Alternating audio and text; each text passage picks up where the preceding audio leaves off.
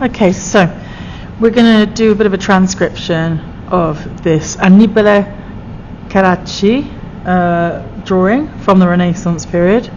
And I'm just going to explain to you how you might go about starting to draw out a landscape like this. It's similar to what we've done before, but essentially, using your page, you're going to have the image stuck on the top half and you're going to draw it on the bottom half. So I'm just going to give myself a guide as to where I want to start drawing. So that's the top of my drawing. Okay, that's where the very edge of this image is going to be. So about halfway down this image in particular, you've got the horizon line. It is quite far away, so we're just going to do a very, very light guide, just so we know where it is. Okay, this can be rubbed out later if you need to, but yeah, that's where we're going to do that. Now, in the same way that you approached your previous drawings, whether it's crabs, turtles, whatever it is, you're going to split this into layered shapes. Okay, so the first thing I'm going to do is going to put this like a mound of some sort. And this does look like water. Yeah, that is water there. So we're going to draw this mound sort of 2/3 of the way down the image. So I'm just going to do this, and I'm going to cross my horizon line just slightly. This is obviously something that can be changed later. This is not set in stone. I'm drawing it so lightly that you might not even be able to see it. Hopefully you can see it on the screen. So I'm just drawing a very basic sort of mound there, and I'm just going to block out all the shapes of the image, and you would do exactly the same thing if you were drawing from a photograph as well, or even in real life. So you're going to block out and draw general outline guide shapes on your page from what you can see. So again, this is quite low down on the image, maybe a little bit lower actually, and then I need to draw this small area here too, which is over towards the left hand side, the left half of the image. So I'll start about here,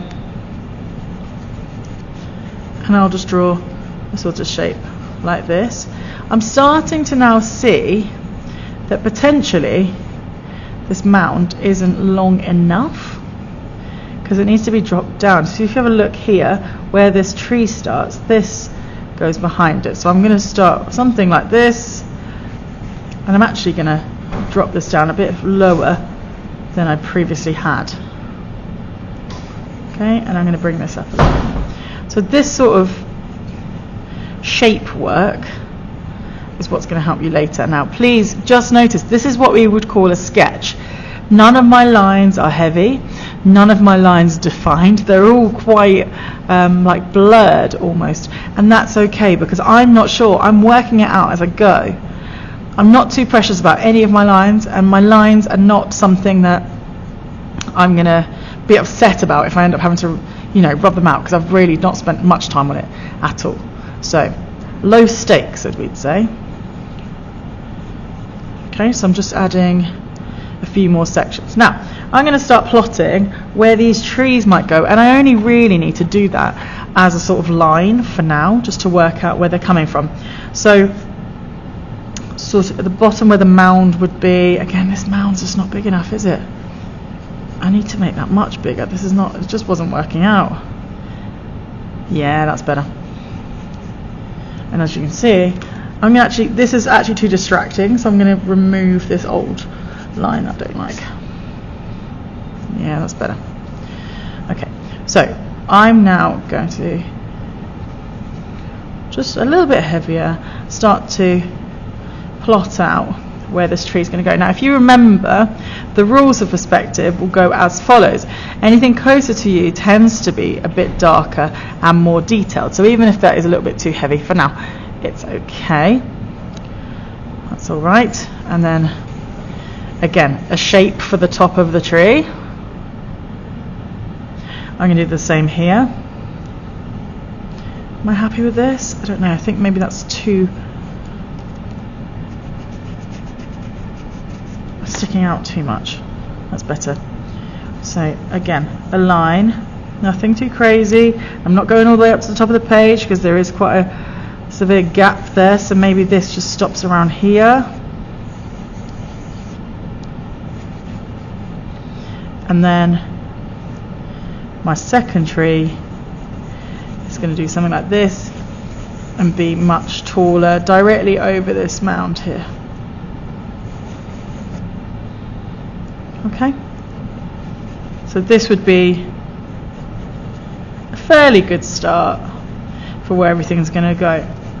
Now this is how I would always plot out a scene of any type. Okay, just very, very light bits of detail, like really nothing too, I'm not confirming anything really, there's nothing too, what's the word I'm looking for? Certain. There's no certainty in this, it's just, I'm just practicing, I'm using it as a guide to